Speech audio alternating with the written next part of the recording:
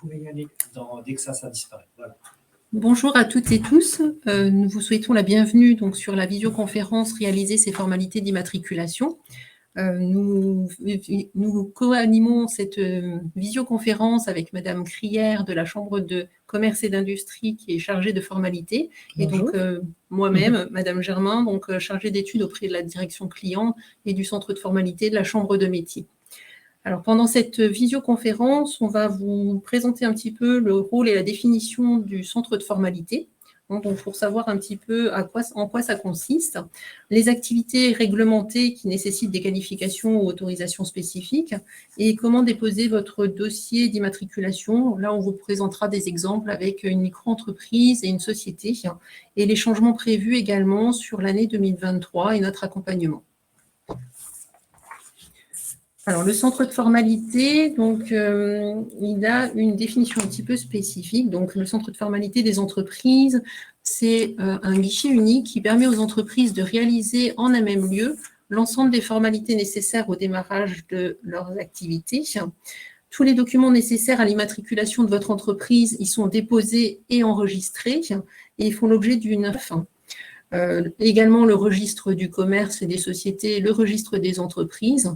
Donc, ces différents organismes sont informés à partir du moment où votre dossier est complet et on peut le transmettre à ces organismes. L'INSEE vous permet d'obtenir un numéro d'identification pour l'entreprise qui s'appelle SIREN et pour l'entreprise et SIRET pour l'établissement et d'un code qualifiant pour votre activité principale, donc qui est dénommé code APE. Donc, qui est composé de 4 chiffres et 2 lettres donc pour identifier l'activité principale de votre entreprise. La déclaration se fait aussi donc auprès du centre des impôts et ça permet l'attribution notamment d'un numéro de TVA intracommunautaire lorsque vous avez des opérations commerciales au sein de l'Union européenne. Vous êtes aussi déclaré au niveau de l'URSSAF, donc auprès duquel vous allez verser vos cotisations sociales, ce qui ne vous dédouanera pas non plus d'effectuer vous-même la création d'un compte en ligne, donc sur netentreprise.fr ou pour les micro-entreprises sur autoentrepreneur.ursaf.fr. Donc, par rapport au centre à la direction du travail, vous pouvez aussi avoir nécessité d'être déclaré auprès de la direction du travail quand vous avez des salariés dans l'entreprise. Et dans tous les cas, vous serez inscrit à minima, soit au registre du commerce et des sociétés, à partir du moment où vous avez une activité commerciale ou si vous êtes agent commerciaux auprès du registre spécial des agents commerciaux ou auprès du registre des entreprises de la Chambre de métier par rapport aux activités artisanales. Vous pouvez aussi être inscrit aux deux à partir du moment où votre activité est à la fois artisanale et commerciale. Donc, ça vous permettra effectivement de pouvoir faire votre déclaration dans ce cas-là. Donc, le centre de formalité des entreprises et le registre auprès duquel vous déposez votre déclaration dépendent en fait de votre activité et c'est là que vous êtes déclaré tout de suite. Donc, en fonction de votre activité, le centre de formalité des entreprises qui sera compétent jusqu'au 31 décembre 2022, parce qu'on le verra après, ça va changer en 2023. Mais donc, si vous exercez une activité commerciale en entreprise individuelle, en société, une activité, par exemple, de loueur en meublé, votre CFE sera la Chambre de commerce et d'industrie de la Moselle. S'il s'agit d'une activité artisanale, comme par exemple les taxis, plats préparés à emporter, les activités du bâtiment, votre CFE sera la Chambre des métiers et de l'artisanat de la Moselle. Par ailleurs, très important, si vous exercez des activités à la fois artisanales et commerciales, le CFE compétent est celui de la Chambre des métiers et de l'artisanat de la Moselle. C'est très important parce que même s'il y a une petite activité métier et une très grosse activité commerciale, ça sera quand même la Chambre des métiers qui sera compétente pour prendre la formalité. De même, si vous exercez des activités agricoles, votre CFE sera la Chambre d'agriculture. Important à noter, vous ne pouvez pas exercer une activité agricole sous le statut de la micro-entreprise. Donc là, c'est interdit, ils n'ont pas voulu adhérer à la micro-entreprise, donc vous ne pourrez pas le faire sous ce statut-là. Concernant les professions libérales comme les professions médicales, paramédicales, les interprètes, les artistes-auteurs, ils relèvent de la compétence de l'URSSAF uniquement s'ils sont en profession individuelle, enfin s'ils sont déclarés en individuel. En société, ils vont dépendre du registre du commerce la plupart du temps. Si c'est des professions libérales en société d'exercice libéral, ça sera le registre du commerce, qui prend également tout ce qui est société civile, les associations, ça c'est le tribunal. Mais alors surtout, parce que bon, il y a pléthore de formes juridiques, on ne sait jamais vers qui s'adresser. Alors surtout, n'hésitez pas si vous avez un doute, à contacter votre CFE et on sera à même de vous répondre sur l'endroit où vous pouvez déposer votre dossier. Il y a également un certain nombre d'activités qui sont réglementées, qui sont dites réglementées, c'est-à-dire que vous avez besoin soit d'avoir une qualification, d'avoir des documents particuliers à fournir. Alors, cela signifie que ces activités doivent justifier de différentes pièces complémentaires liées à la spécificité de leur métier, comme une autorisation. C'est pour ça que tout le monde ne peut pas les faire. C'est le cas, par exemple, pour les taxis qui doivent obtenir une autorisation de stationnement. Cela peut consister également en l'obligation de suivre une formation spécifique, comme la formation permis d'exploitation pour la vente de boissons alcoolisées, ou également la formation hygiène et sécurité en milieu alimentaire, lorsqu'il s'agit de restauration sur place ou emportée. Par ailleurs, pour les activités qui sont faites sur les marchés, comme la vente de vêtements, d'objets divers, la rôtisserie, les food trucks, là, ça nécessite l'établissement d'une carte permettant l'exercice d'une activité ambulante. Autrement, vous n'aurez pas l'autorisation de déballer sur les marchés. Alors, cette carte donc pour les commerçants ambulants peut être réalisée par la chambre de commerce ou la chambre des métiers. C'est en fonction de l'activité que vous allez déclarer, bien sûr. Alors, une activité qui est également très réglementée et qui est soumise à qualification professionnelle, c'est l'activité des agents immobiliers. Il faut vraiment justifier de l'aptitude professionnelle d'un diplôme ou d'une expérience, d'un diplôme ou une expérience professionnelle. Et la seule autorité compétente où vous pouvez faire la demande de carte professionnelle est la Chambre de commerce et d'industrie de la Moselle. Alors, pour les activités artisanales, il y a un certain nombre d'activités artisanales qui sont réglementées et qui sont soumises à qualification professionnelle. Donc, pour justifier de la qualification professionnelle, il faut, en principe, pour la plupart, être soit titulaire d'un diplôme de niveau 3, donc CAP, BEP minimum dans le métier, ou soit justifié d'une expérience professionnelle d'au moins 3 ans dans le métier, donc dans le métier concerné, en tant que salarié, en tant que dirigeant ou en tant que travailleur indépendant. Du coup, alors je vois qu'il y a des questions qui apparaissent. Par contre, on répondra aux questions à la fin de l'intervention et comme ça, vous pourrez poser toutes vos questions. Tout à fait. Alors, concernant les activités soumises à qualification professionnelle, donc, du coup, elles sont réglementées par un article de loi, hein, donc la loi 96-603 du 5 juillet 96, hein, qui est relative au développement de la promotion du commerce et de l'artisanat. Elle a été modifiée par décret en janvier 2019. On y trouve donc un certain nombre d'activités, alors notamment tout ce qui est les métiers du bâtiment, donc que ce soit le gros œuvre ou le second œuvre. Donc, ça peut être de la maçonnerie, de la peinture, de l'électricité. Il faut savoir aussi que pour ces métiers, donc à noter, quand vous faites une immatriculation dans ce type d'activité, vous devez ensuite prendre une assurance spécifique qui s'appelle assurance décennale, donc pour couvrir vos travaux. Donc, dans les activités soumises à qualification professionnelle, on retrouve aussi tout ce qui est lié à la réparation de véhicules et d'engins motorisés. Alors, ça concerne autant la mécanique que la carrosserie ou la peinture sur les véhicules. Vous avez tout ce qui est lié au métier de bouche. Donc, dans les métiers de bouche, on comprend la boulangerie, la pâtisserie, la poissonnerie, la boucherie notamment. Vous avez le métier de l'esthétique et la coiffure. Alors, la coiffure est un peu à part. Quand vous êtes sur une activité de coiffure à domicile, on est toujours sur, effectivement, soit justifié d'un diplôme de type CAP, BEP ou de 3 ans d'expérience professionnelle. Par contre, si vous exercez la coiffure en salon de coiffure, donc là, il faudra justifier d'un brevet professionnel dans cette activité. Il faut aussi savoir qu'à partir de janvier 2023, il y a une activité complémentaire qui va être rajoutée dans les activités soumises à qualification professionnelle, donc qui ne l'était pas jusque-là, et ça va être l'activité de toilettage d'animaux. Voilà. Donc, si vous avez des doutes sur votre activité, si vous voulez savoir si elle est concernée par la qualification professionnelle, n'hésitez pas à nous contacter. Alors, quand vous voulez déposer un dossier, quand vous voulez faire votre déclaration, il y a des pièces à fournir. Vous vous en doutez bien qu'il y a un dossier à constituer et elles sont exigées par les différents organismes et chambres consulaires. Alors, nous vous invitons fortement à vous rapprocher de votre centre de formalité qui pourra vous donner les pièces à fournir, car en fonction de la forme juridique, de l'activité, elles peuvent être différentes.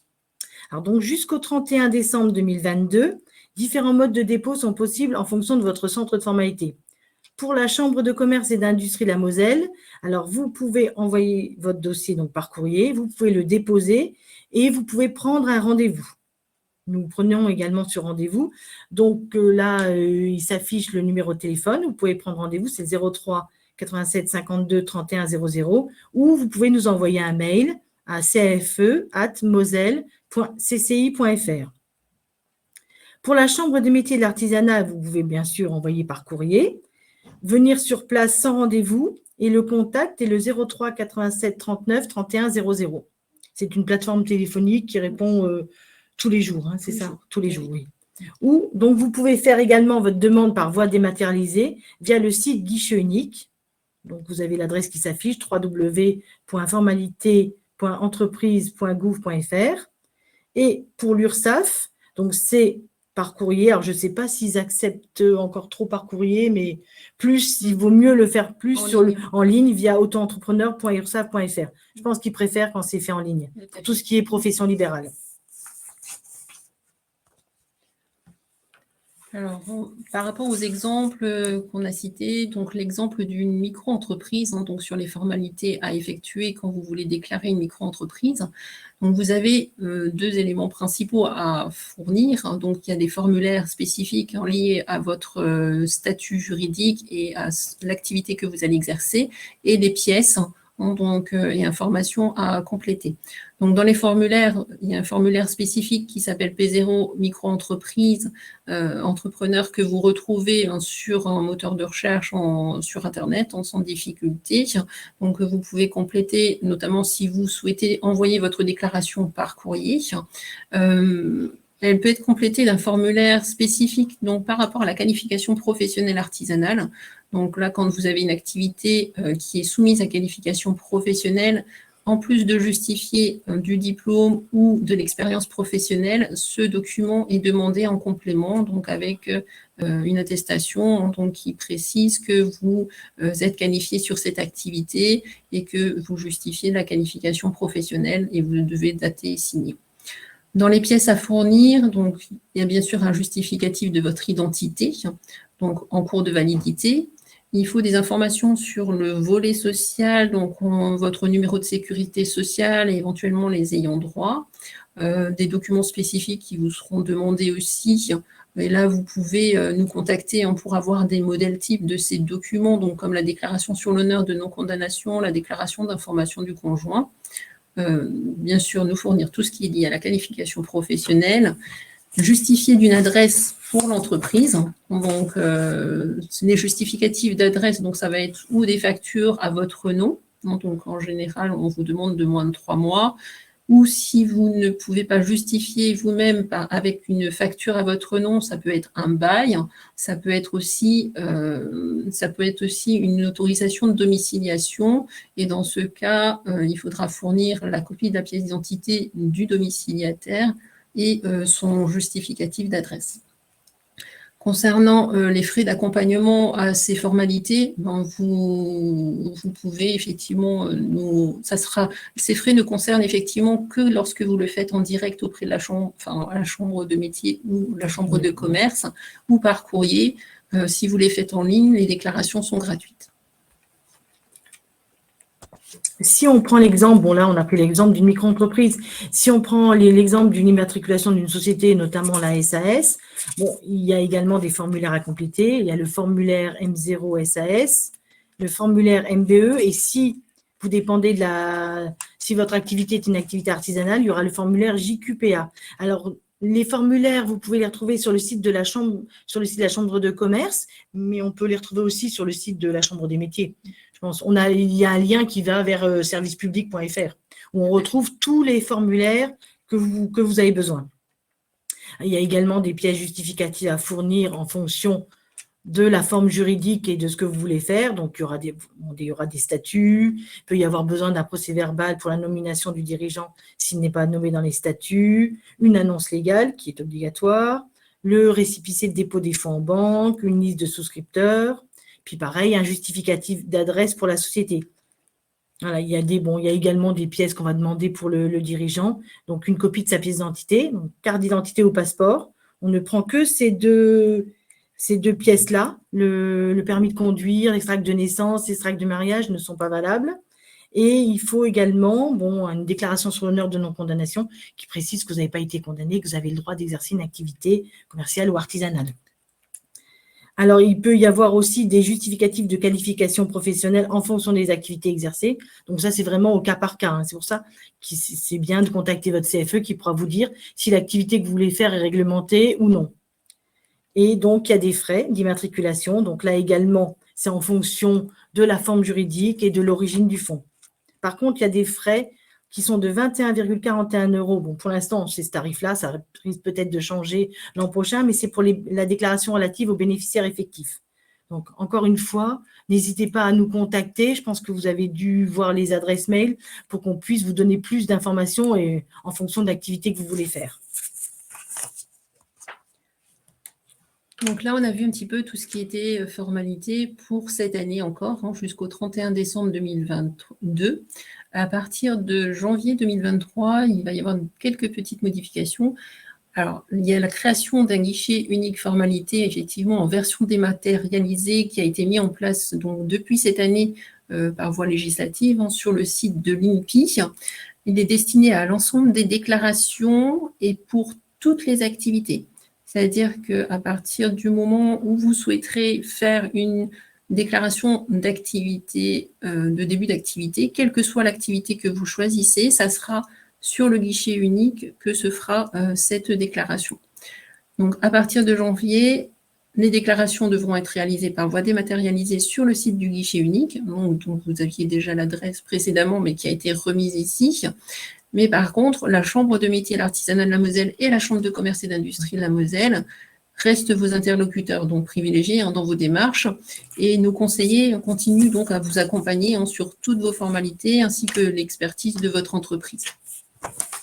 Alors, donc, comme on le disait précédemment, à compter donc du 1er janvier 2023, ça va changer. Donc, tout se fera via le guichet unique de l'INPI. Alors, par contre, ce qui ne change pas, donc la Chambre de commerce et la Chambre des métiers restent vos interlocuteurs pour vous informer sur les activités que vous souhaitez réaliser, vous renseigner sur la qualification professionnelle nécessaire en fonction de l'activité que vous voulez faire, vous indiquer les pièces à fournir en fonction de votre déclaration, et vous orienter vers des conseillers référents pour une expertise plus poussée si besoin, si vous avez besoin d'informations plus complètes avant de créer votre entreprise. Donc, par rapport au 1er janvier 2023, quelques éléments changent. Donc, la Chambre de commerce et d'industrie et la Chambre de métiers de la Moselle réalisent vos formalités en tant que mandataire. Donc, on ne sera plus centre de formalité, mais accompagnateur par rapport à votre déclaration, donc en tant que mandataire. Au niveau de la Chambre de commerce et d'industrie, vous pourrez confier vos formalités à un tiers de confiance, qui est la Chambre de commerce, qui vous représente auprès de tous les organismes. La Chambre de commerce prend en charge votre formalité de A à Z, donc vous êtes informé de l'avancement de votre formalité, étape par étape. Pour la Chambre de métiers et l'artisanat de la Moselle, donc là, vous bénéficierez également d'un accompagnement, donc qui sera clé en main, il sera adapté à vos besoins en rendez-vous individuel ou collectif pour la réalisation de vos formalités. Et nous prenons en charge, bien sûr, également le suivi et l'avancement de vos déclarations. Au niveau, je peux juste préciser, au niveau Chambre de commerce, ça sera sûrement comme la Chambre des métiers, il y aura des rendez-vous individuels ou collectifs pour déclarer les formalités. Alors, donc, il y a l'accompagnement à la formalité en 2023. Donc, on vous a dit qu'il y avait des choses qui vont changer, qui vont évoluer. Donc, il y aura différents modes d'accompagnement à la formalité adaptés à vos besoins qui seront mis en place dès janvier 2023. Alors, pour connaître le détail de nos offres d'accompagnement, vous pouvez nous joindre. Donc, vous avez les coordonnées là. Donc, pour la Chambre de commerce et d'industrie, vous pouvez appeler au numéro 03 87 52 31 00 ou nous envoyer un mail à entreprendre@moselle.cci.fr. Pour la Chambre des métiers et de l'artisanat, donc au 03 87 39 31 00. Et vous avez les adresses mail, donc service client @cma.moselle.fr ou guichet unique @cma-moselle.fr. Donc, on n'a pas encore toutes les informations, comment ça va être mis en place en 2023, mais on pourra déjà vous donner les premières informations et les premiers éléments que l'on a en notre possession. Voilà, pour déjà vous indiquer comment on pourra prendre en charge vos demandes et puis quel type d'accompagnement vous pourrez avoir dans ce cadre. Donc là, on vous remercie déjà d'avoir participé effectivement à cette visio. Et puis, on va prendre le temps effectivement avec vous de répondre aux questions que vous nous avez posées. Alors, on va commencer par la première. Alors, est-ce que le tarif des formalités d'immatriculation sont les mêmes que par un cabinet comptable? Je ne pense pas. On ne connaît pas trop les tarifs des cabinets comptables, mais eux, ils prennent en charge ils prennent en charge au niveau juridique que nous ne rédigeons pas d'actes. Donc, c'est un peu différent. Voilà. En général, ils vous accompagnent sur la rédaction des statuts, des actes, et sur les actes. Nous, on va vous accompagner dans l'immatriculation de votre entreprise. Voilà. Donc, on a une question aussi, création d'une auto-entreprise en secrétariat. Quel est votre CFE? Donc, ça sera le CFE de la Chambre de métier, si vous créez effectivement jusqu'au 31 décembre de cette année. Oui. Et à partir de janvier de l'année prochaine, donc le CFE, ce sera le guichet unique, donc formalité. Mais vous pourrez toujours passer par la Chambre de métier ou éventuellement par la Chambre de commerce en tant que mandataire. Oui, qui pourra vous accompagner. Tout à fait. Bonjour, si je crée des salles de bain avec l'aromathérapie et services thérapeutiques holistiques, voilà, si vous créez des salles de bain, là, ça sera la Chambre des métiers de l'artisanat, parce qu'il y a deux activités, mais comme il y a une activité artisanale, c'est la Chambre des métiers qui est compétente pour faire les formalités. Donc, jusqu'au 31 décembre, c'est vous dirigez vers la Chambre des métiers, et à partir de janvier 2023, soit nous serons votre mandataire, ou soit vous le faites sur le guichet unique de l'INPI. Donc, je suis dans la restauration et je fabrique moi-même mes produits à partir de matières premières. C'est une activité commerciale plus artisanale du coup. Alors, tout dépend le mode de restauration que vous faites, si c'est de la restauration sur place ou si c'est de la restauration à emporter. Si c'est de la restauration sur place, vous dépendrez de la chambre de commerce. Si c'est de la restauration à emporter, ce sera effectivement chambre de métier. Et si vous rajoutez effectivement de la vente de boissons, à ce moment-là, vous aurez une double immatriculation, chambre de métier et chambre de commerce. Et quand là, vous dites restauration, mais il y a soit il y a le restaurant ou il y a plus la restauration rapide. Il faut voir en fonction de ce que vous voulez faire. Mais si vous fabriquez, c'est effectivement la chambre des métiers. Ah ben, voilà. Donc, il y avait une réponse. Il y avait déjà une réponse, mais...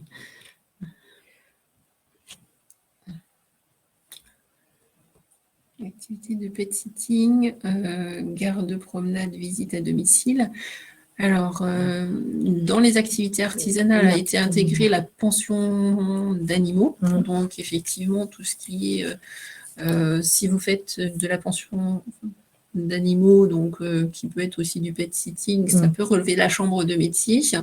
Tout ce qui est promenade, par contre, là, c'est la chambre de commerce. Donc là, si vous avez si vous faites tout, vous dirigerez vers la chambre des métiers. Et vous aurez dans ce cas une double immatriculation, chambre de métier, chambre de commerce. C'est là qu'on voit que ce n'est pas évident de définir son activité.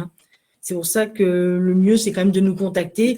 Comme ça, on peut voir ensemble de quel CFE vous dépendez. En fonction de l'activité et en fonction de la forme juridique. C'est important aussi. Donc, votre activité de famille.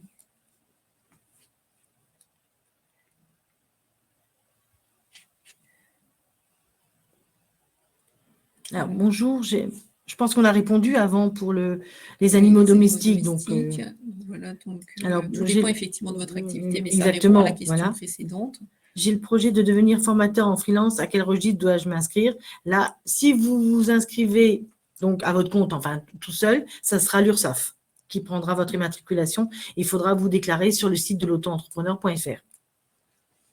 Si c'est en société, là, ça sera la chambre de commerce s'il y a uniquement l'activité de formation. Alors, si vous créez effectivement des objets que vous voulez vendre, vous dépendrez effectivement bien par rapport à la création, donc la fabrication de la chambre de métier. Oui. Donc là, je crois qu'on a répondu Dû à à toutes toutes les les questions. Si vous en avez d'autres, n'hésitez pas. On a encore un petit peu de temps Oui, pour voilà. vous répondre. C'est l'occasion D'en profiter. d'en profiter, exactement.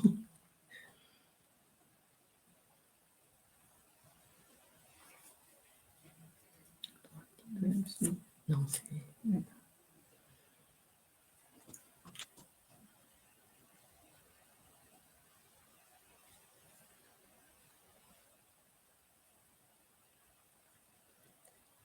Si vous n'avez plus d'autres questions, du coup, nous vous remercions, Nous vous remercions de votre participation et puis des échanges qu'on a pu avoir, effectivement des questions que vous avez posées.